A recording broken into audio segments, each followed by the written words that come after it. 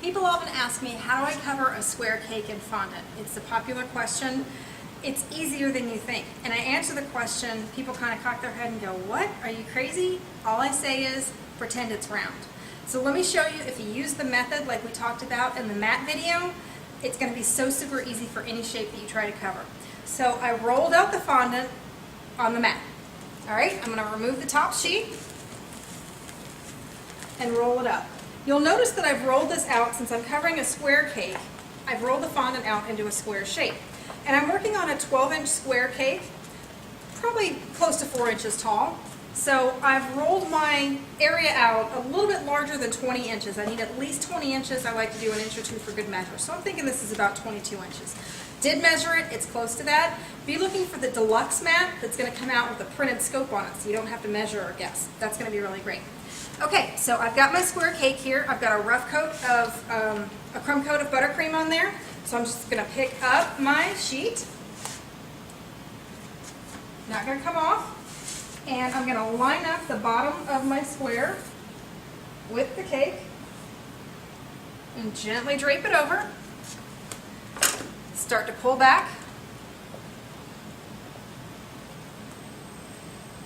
I love the mat. If you haven't seen the video, I invite you to go look at that video. It tells you all the great points about this mat.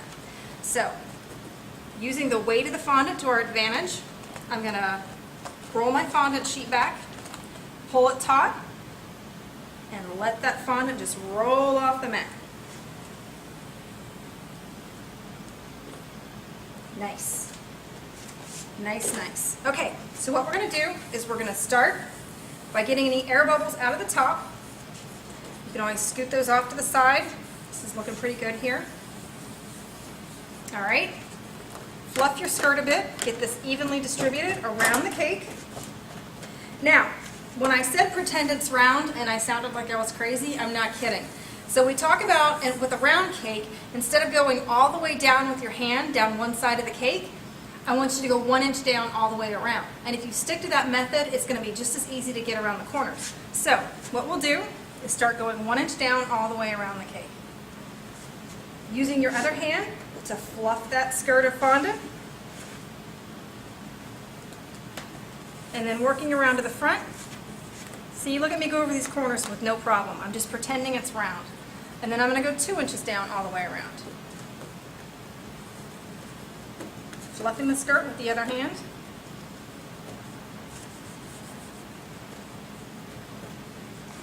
All the way around the cake. The corners are no problem. If you have a smaller piece of fondant and it's tucking in a little bit and giving you problems, just pretend like you're walking your fingers like this over the edge. And if you fluffed your skirt like I'm showing here, if you just walk your fingers back and forth over that edge, it stretches it into that shape. And that'll work if you're doing a petal shape, a hexagon, whatever shape, it works. Just any shape it is, pretend it's round. Then continuing around, we're going to go all the ways down as far as we can with the side of our hand. Fluffing that skirt around the corners. If you have a problem and it pleats over that corner, again, just kind of pull it out slightly from the cake. Walk your fingers back and forth over it and let it slowly stretch to the shape of that corner. Continuing around, all the way down. Once you've got it as far as you can get it with your fingers, you're going to go back with the straight edge of your fondant smoother. Push, push, push.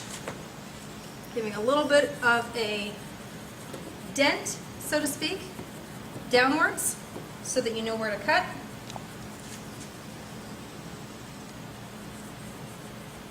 All the way around. Good firm pressure. And then you'll just go back with your circular blade. Cut right where that little dent was made.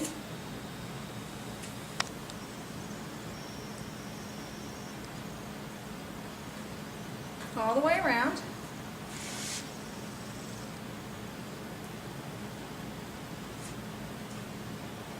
All the way around. And to where we started. Now if you'll just split your collar, and by that I just pull it apart in the back and pull it away from the cake. All of this, you'll just get the crumbs out of it if there's any crumbs that you got on that. you can knead back together and reuse. The buttercream's fine to knead back into there. Then just take your fondant smoother and go back around and smooth any flaws. Leaving that edge nice and smooth. So I hope you'll practice this method.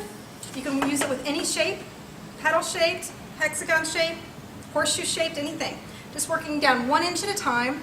Doesn't matter if you do the corners first or the sides first. Good luck with it. So my husband John, who's filming the videos for me, pointed out what a dork I am, that I was trying to do this without looking, going around the front, and then I dented the side with my fondant smoother. So let me show you that while the fondant's still soft, that you can absolutely fix that. So what I'm going to do, if you'll zoom in here, see where these dents are? And that's just where I was going around with the side of my fondant smoother. So just give it a nice firm rub. Firm rub, just slowly work it out. And those are going to come right out. Make sure you do it while it's still soft though. There we go. That looks good.